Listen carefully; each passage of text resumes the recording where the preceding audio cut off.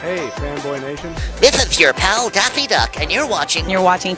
You're watching Fanboy. Fanboy, fanboy, etc. Fanboy Nation. God, I assume Tom. Know this man from 28 Days Later, Snow White and the Huntsman, and so many more things. He's coming back as Professor Osborn on Pandora on the CW. Oh my God, Noah, how are you? Noah Huntley. I'm great. I'm good. I'm good. You know, obviously slightly disturbed to be doing this interview with you without your pants on. But no, my pants are on. I decided to grow my beard out about 3 days ago. Yours is actually full and lush, so. No, it's great. It's great to see you. I suppose it's been a few weeks now since we completed Pandora out in Bulgaria, and it started airing now. So we got episode 3 coming up this weekend. Congratulations. I mean, the series has been a hit. It got renewed for a second season. These are definitely interesting times that we're facing. Sure. I mean, unprecedented times, and, you know, everyone's kind of finding their own way through it. There's no sort of set. There's no, you know, it's all very well wearing a mask, but there's really no set set of rules that you can follow to get through this. And everyone sort of rallied on this one, and we got it done. And it's pretty much a 3-month turnaround. I think we've completed episode 1 about 3 months ago. So it's pretty fast, given all the CGI and all the things that need to happen with 21.99 and Pandora being SciFi. So yeah, we're pretty proud with that. I was going to mention that the series is roughly 200 years into the future, and you know, sci-fi still has its place. It's not going away anytime soon, thankfully. I think the beauty about sci-fi is that it could be a social commentary on modern times, but because it's set so far into the future, it's not going to hinder any political ramifications for today. Yeah, I couldn't have put it better. Yeah, no, that's absolutely right, and that's kind of what draws me to this genre as well. Is that it's a sort of neutral. It's a neutral forum, but as you say, it's a really great place to talk about alienation and prejudice and all of these kind of things in a kind of fun way, and that's hopefully what we're able to do, especially with such a youth oriented show. You know, it's cool to be doing that. You know, young minds that are kind of open, and I mean that's been I think that's a huge part of what Mark's doing as well with the production, and why the CW have kind of hit on it and decided to give it another season and so on. So we're forging ahead and looking at season 3 now, we hope. So that's fingers crossed on that one. But I think season 2's going down really well, which is great. Take me through the process of filming season 1 and how that went, and now with the world falling apart, you know, how was it to film this season in comparison? Well, I mean, it certainly had its own practical challenges, but I think that was more a production point of view, and sort of hats off to Phil Roth really out in Bulgaria, because he managed to sort of talk to all the right government officials and follow all the right protocols in order to make it happen. I think there are all sorts of things like insurances that most productions would have that he had to invest his own money, as I understand it, and then insurances would come secondarily. So you really had to be personally invested in this time around because of the state that the world's in. How that was completely different to season 1. Season 1, we didn't get a pilot on season 1's, and Mark didn't have that much experience shooting in Europe. So I think there were a lot of things from their angle where they were, you know, chancing their arm and trying stuff out. With season 2, a lot of those kinks got ironed out, so we were able to move much more cleanly through a really intense schedule for season 2. But from an acting point of view, and from my point of view, and the character, the Osborn character that I'm playing,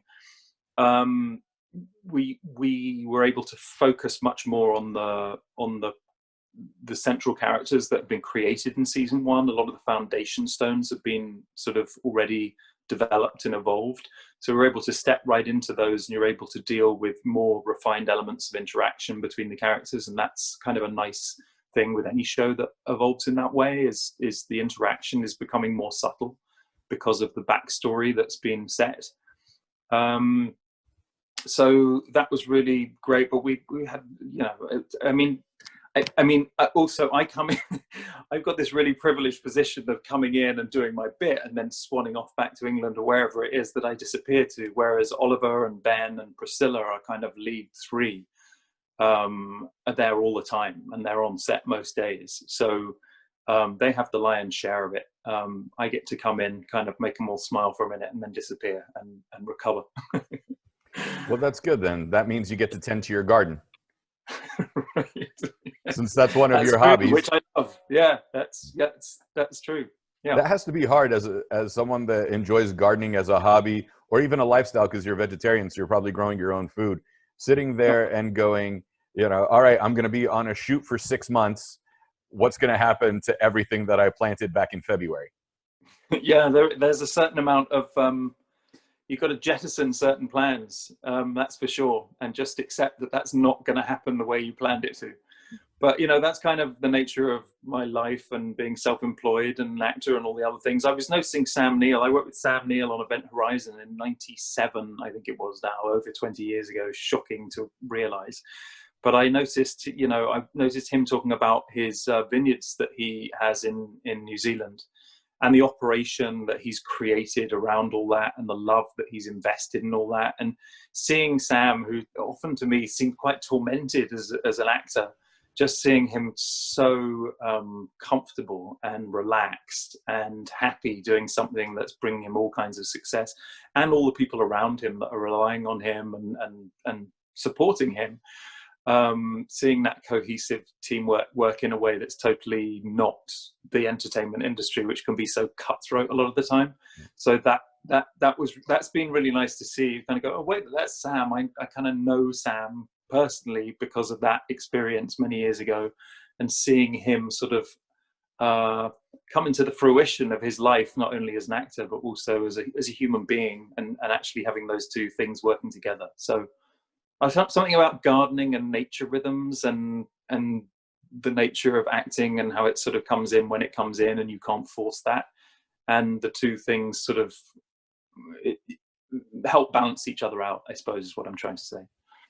No, I understand that because I grew up in the city, so I'm so used to the urban setting. But there's something about reconnecting with Mother Nature itself that is satisfying. It also humanizes your relationship with people like Sam and everybody else. But Yeah.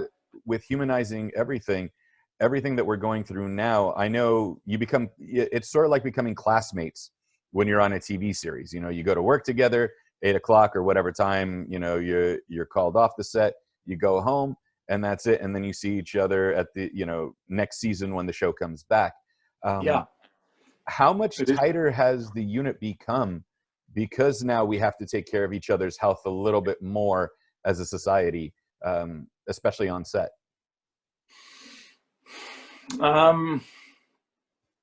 Yeah, it's tricky. I mean, yes, I mean, definitely that sense of family is there, and it's almost become a cliche now of people going, "Oh, we're like family on set." It's almost like, well, of course you are. You would have to be. How could you be anything but, really? So I think there is that caring for each other, and there is also that sense of like, oh, you're probably gonna, you know, this is going to end in a few months, and then I won't see you for months on end, and you know, that's partly just the profession, and it's partly the nature of the job. So I don't know, you sort of get used to that element of it. And then I think what Mark's quite good at doing, which is almost runs counter to that, is keeping everyone in the dark, which frustrates the hell out of me. I mean, I'm permanently telling him, like, this is like so counterintuitive. Why don't you hire actors and then you keep them in the dark and go, oh, here's a shocking scene, and your shock at it is going to add some drama to the scene. You go, no, I mean, it doesn't. It just means that I'm shocked again in this scene. So that's a constant battle. I suppose that in its own way is like a sort of familial dynamic where it's like all good families, it's fairly dysfunctional, and you're kind of operating not on necessarily the best of your ability to kind of meld and be this cohesive unit. You're usually operating off sort of dysfunction and misunderstanding more often than not. So I don't know, maybe there's a way of making that all fit into this sort of familial bubble. But I think everyone, I mean, I certainly was saying to Max early on, who's our DOP, but also just like everyone's favorite friend on set. He's an extraordinary and intrinsic part of the Pandora production now. And I said, we've all been in lockdown for 3 months. We're all going to be coming out. And he said, oh, yeah, but I think, I can't wait to go to this restaurant. I went, I don't even know if that restaurant's going to be open, man. I'm like, I don't know if you're able to go. I think it's going to be, and also I think more than all of that, we're all going to be quite fragile because we've all got into this slightly more, whether we like it or not, this slightly more meditative inner experience, which is not so much about outer interactions as inner feelings and those kind of things that some people are good at dealing with and other people are like not. And so I think dealing with that fragility was something I was very aware of, but other people seemed to be really cool with it. They just kind of got on with it and got on with the job, and it was like nothing had changed. So I don't know, everyone deals with it differently. And so I found that quite supportive in a way. I think any production you're on is a bit of a bubble, and we were in our Bulgaria bubble, and I think we came out of it and went, okay, great, we're ready to carry on with life now. Went, oh yeah, that's right, it's still going on. I mean, this whilst we managed to do a sort of predominantly problem-free production during COVID, it is still very much a global issue and a national issue and a personal issue and a community issue. It's operating on so many levels where it's really challenging people. So yeah, I'm glad we got something done, but we've come back to the reality of COVID. I feel like I should write a play called Because It's COVID, because it's just become the sort of buzzword for everything now, isn't it? You go, why am I doing anything? Well, because it's COVID. So it's a strange time. It definitely brought us all together more closely. I think people were extraordinary in the way they managed to do their jobs with these extra stresses involved. And I mean, as with any other production, we've all grown very close now. I went off to the Black Sea with Ben and Priscilla and Ollie, and they're like, I don't know what they're like. They're like best friends, and they're like brothers and sisters, and they're often like guardians in their own right. So there's this really interesting dynamic that's evolving, certainly amongst us guys, I feel, and Vikash as well. I mean, Vikash, who plays Shral in the show, I was playing Rocket League with him. He managed to bring an Xbox out to Bulgaria, so that was taking up some time. It's funny. I suppose I should journal it, and I shouldn't bore you with all the details now, but it's funny reliving it. No, it's quite fascinating because you got to spend time doing something that took your mind off the situation that's going on in the world. But I wanted to ask you with this, you mentioned that we've become more introspective. We've kind of been forced to become more introverted in this. You've already practiced certain meditation exercises like yoga and Tai Chi and a couple of other things. Was it an easier transition in that sense for you to become more introspective, or was that something that was always a part of your personality?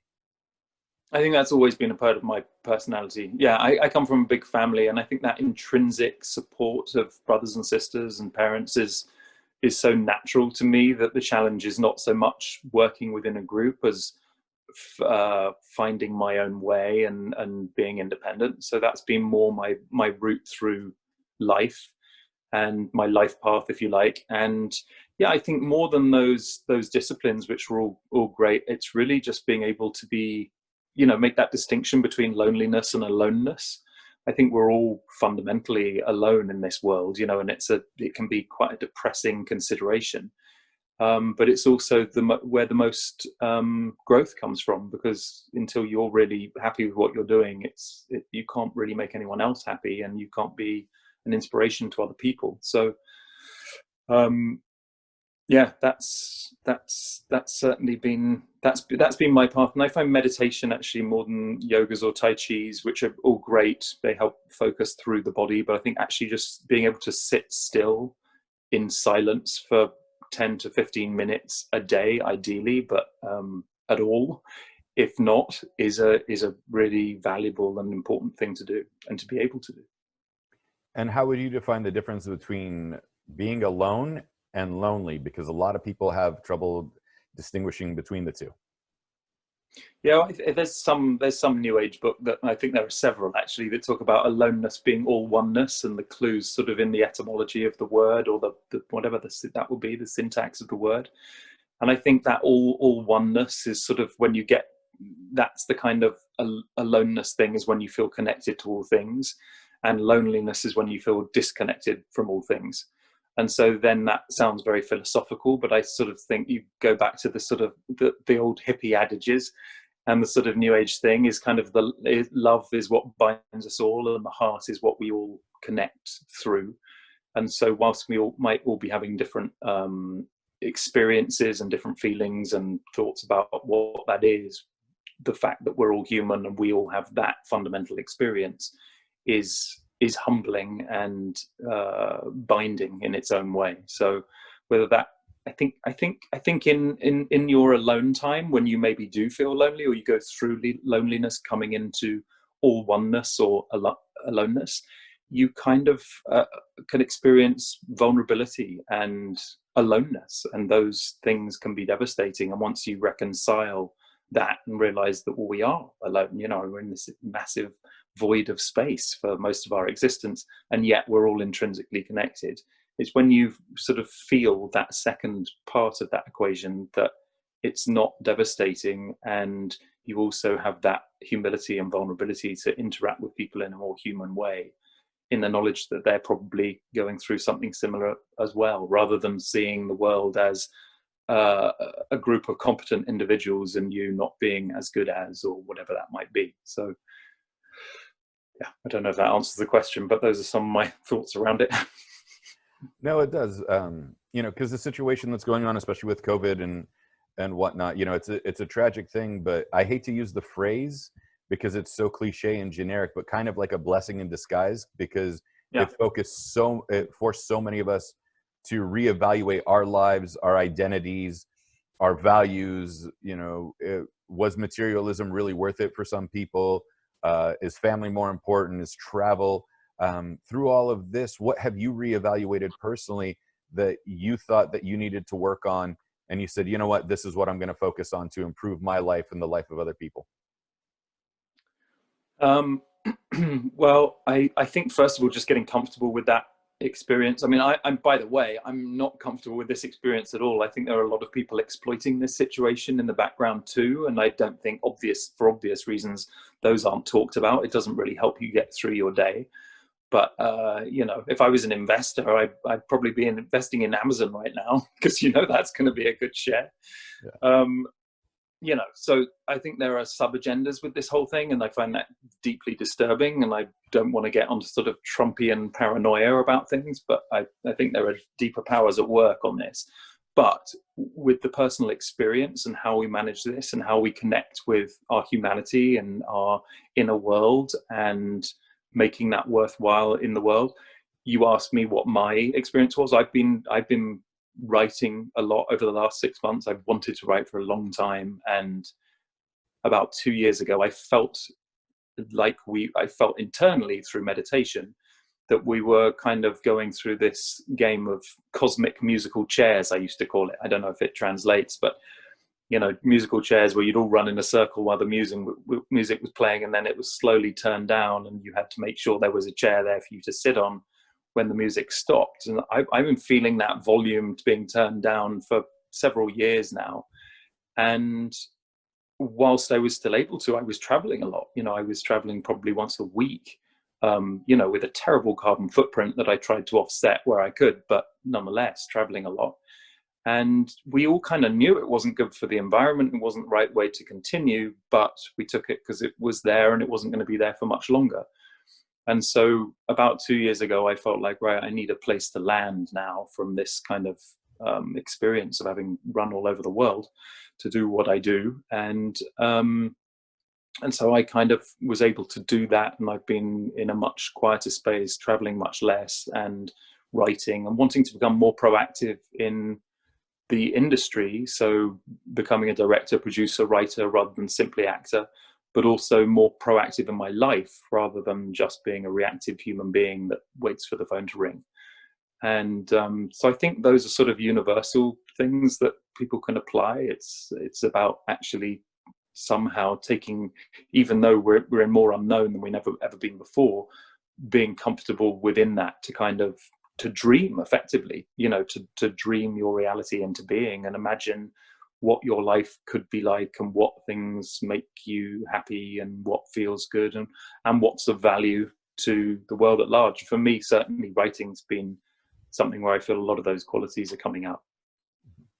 And has this reinforced your views on activism, and want to make you proactive as well in what you've been doing? Because you've worked with the Actors Benevolent Fund, you've worked with Greenpeace, Bloodwise, and several other charities. I mean, we've even heard that you waived your salary from Chronicles of Narnia to help fund the Actors Benevolent Fund. That's actually an urban myth, but I did suggest it when Disney came forward and said that they had no money to pay us, and that it was the most expensive movie at the time that had ever been made.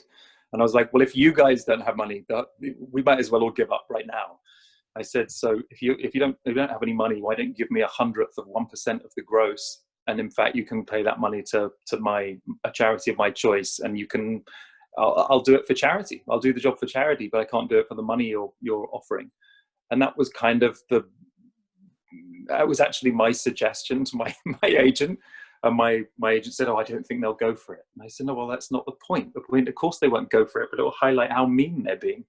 So that's the reality of that story of me paying. I pay separately to the Actors Benevolent Fund. It's a charity I support. And, I think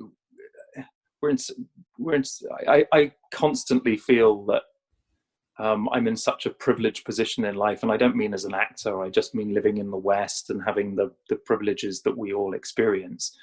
I look around and think we take this for granted and as a common thing, but we must be in some weird 1 percentile of the world who are living with sort of clean water and sanitation and all of these things that we take for granted. And to be able to support in some small way charities that are looking out for people who don't have those privileges as standard seems like a given to me, and something we should all be trying to do, even if we struggle to make those payments. Yeah, I understand the situation. I mean, my parents immigrated from the Middle East, which used to be part of the first world, and then eventually became the third world after certain situations and a particular president from the 1970s that I'm not fond of. It was Queen Farah's birthday the other day from Iran, so there's still some resentment in the tone of my voice and everything else that came with it. But so I understand, visiting the third world and having people and family that still live there, and then coming back to the United States, it really makes me reevaluate what's of value and of significance over here. Can you fill me in on the charity itself? Is it just primarily for UK actors? Is it European? Is it international? Like, how does this work? The Actors Benevolent Fund is predominantly for UK actors, but that's one of many. That's a charity that got highlighted because of the Disney piece. But it's a number of charities that I've supported just because I've become personally involved. I had a twin sister with epilepsy, and so I started supporting the Epilepsy Society. Bloodwise, I was lucky enough to meet a guy, Ken Lomas, who was putting together a team of actors for the London Marathon. And TV Times, at the time of publication over here, a sort of, a listings publication, was supporting the charity and giving $1 million a year towards what was then leukemia research.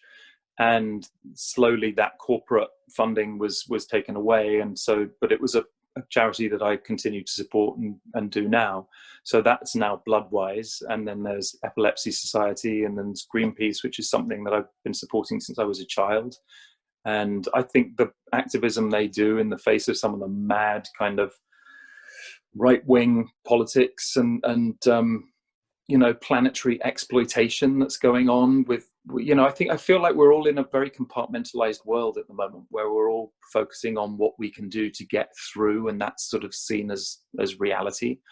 Whereas the bigger reality is this connectedness that we all experience and that we have a responsibility to. And that as a metaphor and a reality, that's kind of the planet we live on. And so being able to take care of that is the best way, I think, of taking care of our collective interests.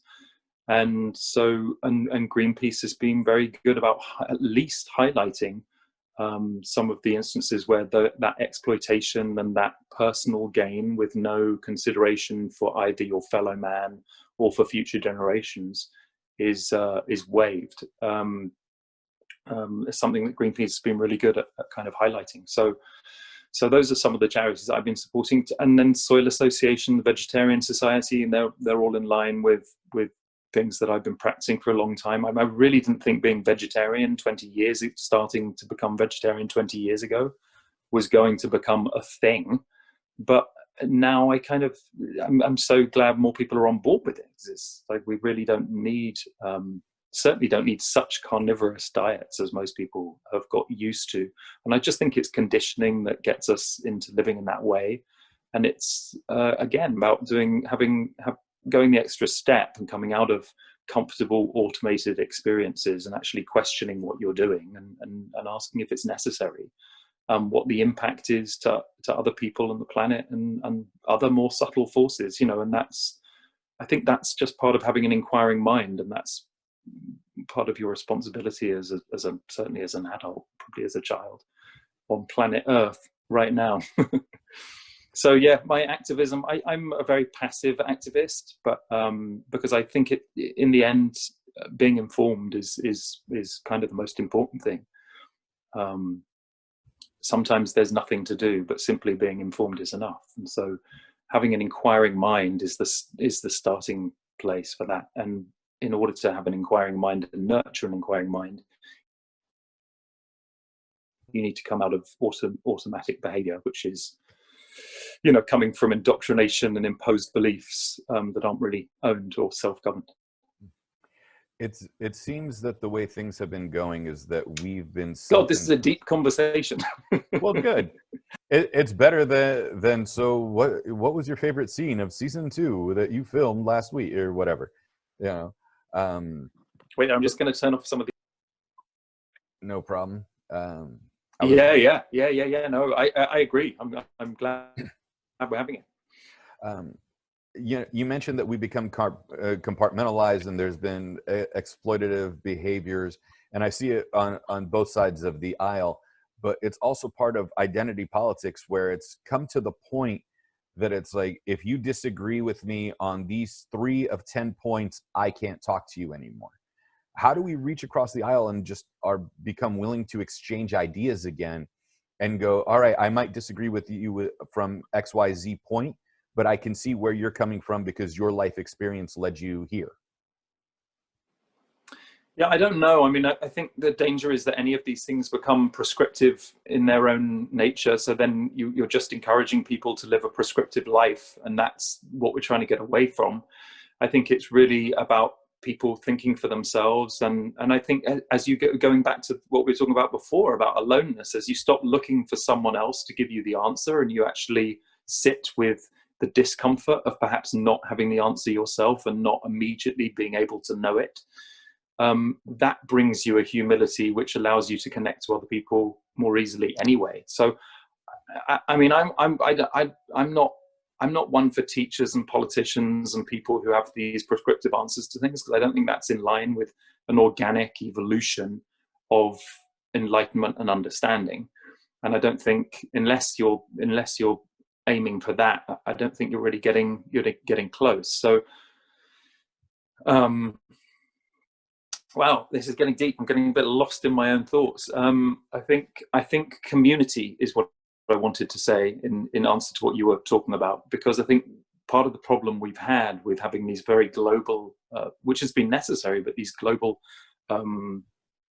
existences and global consciousness is that we've lost sight of what's right in front of us. And I think actually kind of knowing the names of your neighbors is a good way to start with how we connect with each other and help each other to be more human. And perhaps COVID, or not having this over-reliance on travel, is allowing us to develop and evolve and reconnect with things like community that we've kind of lost in trying to be global entities and having a global outlook.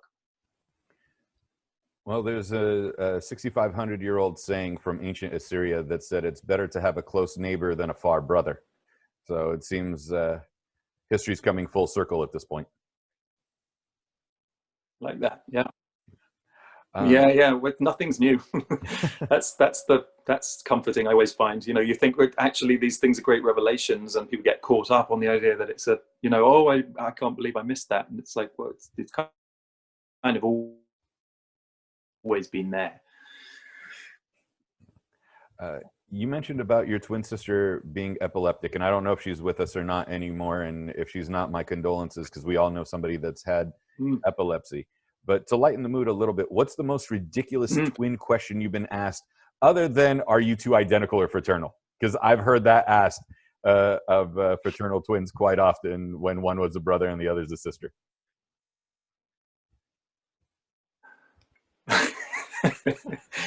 Yeah, well, to answer your question, my sister passed away 10 years ago, and I think it's because she went down the mainstream medical route, and they had her on a bizarre concoction of drugs, which clearly were not helping the situation over the long term, but appeared to in the short term.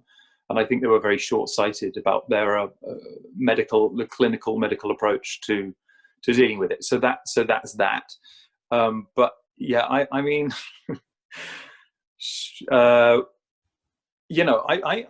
I've had some profound experiences with her, and through her, not being around now, I still feel very connected to her now. And I think talking about those things in a mainstream, often 5-minute environment, has led to some pretty crazy misrepresentations around things. There was this idea that I talked to my dead twin, and I'm like, it's not quite. I mean, it's not quite like that. Maybe that's just how things sound in print, and it's like, you have to have your own personal experience with these things. But I think I feel quite connected to her still, and in terms of how that's been, in terms of, I don't know, ridiculous questions. I don't think a lot of people knew about my twin for a long time, so I didn't talk about her, and we had quite different lives. And there were also 3 sets of twins in my family, so we were weird enough as a family that they didn't focus in on the detail, but or unusual enough as a family, dysfunctional enough, I'm not sure what the right word is, but different anyway. And so I think they were, usually people, when they kind of started to peel away the Noah Huntley kind of veneer, kind of kept finding these weird idiosyncrasies, and that consumed people more than having to get caught up in stupid, mad questions. So there's a total of 6 children in the family, or just 3 sets of twins and then more children on top of that? Well, so there's more on top of them. So 3 sets of twins and 2 singles, who obviously pair up because they feel so strange. They're the neglected set. Totally, yeah. But I mean, I think part of the nature of having a big family, I don't think mum and dad set about to have such a big family, and certainly not so many twins. It was just a natural occurrence. But it certainly meant that we you have to create your own rules, really, and that, I think, has helped us all as individuals, certainly amongst my siblings, to kind of look at life as in a slightly looser way than this way that I was referring to earlier, and the kind of the prescriptive method of, this is how you do life, and if you don't, there must be something wrong with you, or you're dangerous to society. And so I've certainly never had that prescriptive thing. Sometimes it feels quite appealing, but I've had the opposite, where I kind of question everything and have an inquiring mind and have an open mind as far as possible, or try to, and also know what I like that other people might not like, and that's okay for me. So I don't want to ramble anymore. I know I've talked a lot about things in quite a lot of detail. So no, it's quite fascinating. That's what we want to talk to you about. Are you the only artist in your family, or is one of your siblings, say your brother, like the most opposite to you, where he's, say, an accountant or something? A regular job. I think we're all pretty down to earth. I think more than being I find an artist, the nature of being an artist is quite a weird thing. But I think we're all self-employed. So I think that's, we're generally self-employed in my family, and I think that's something that was instilled in us, is sort of having to answer to ourselves more than to someone else, and that feels quite good. So I think it's that first and foremost. We had these, because we were such an unusual family growing up, we had strange people who'd arrive at the farm that we grew up on.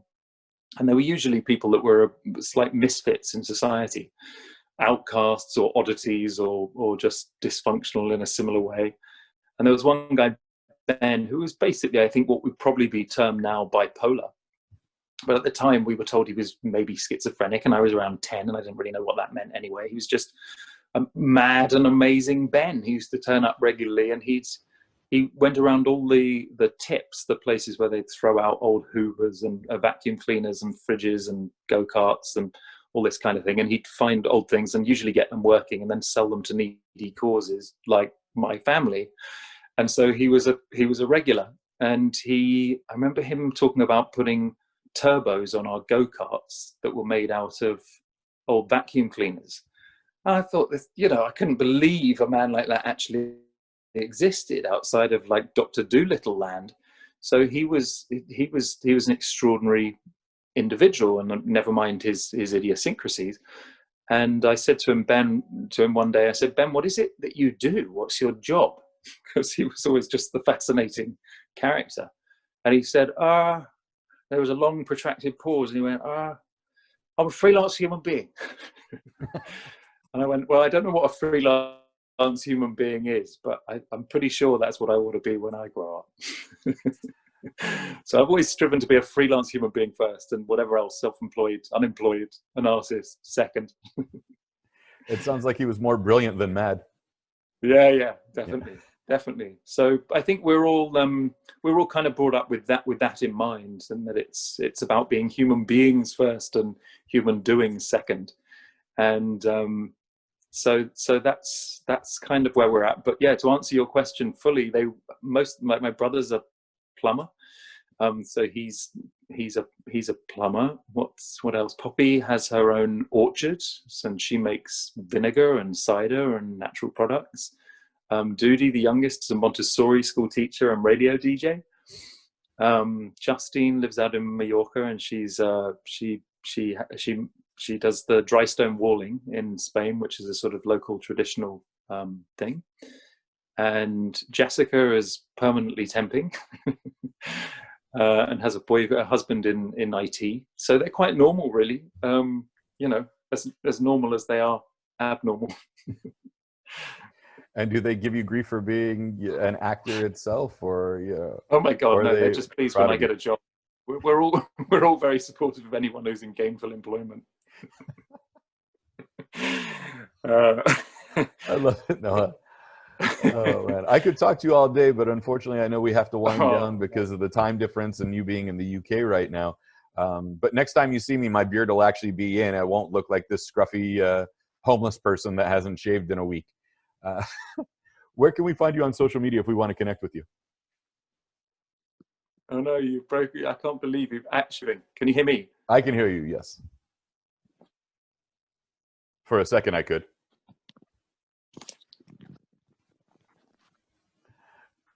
I can.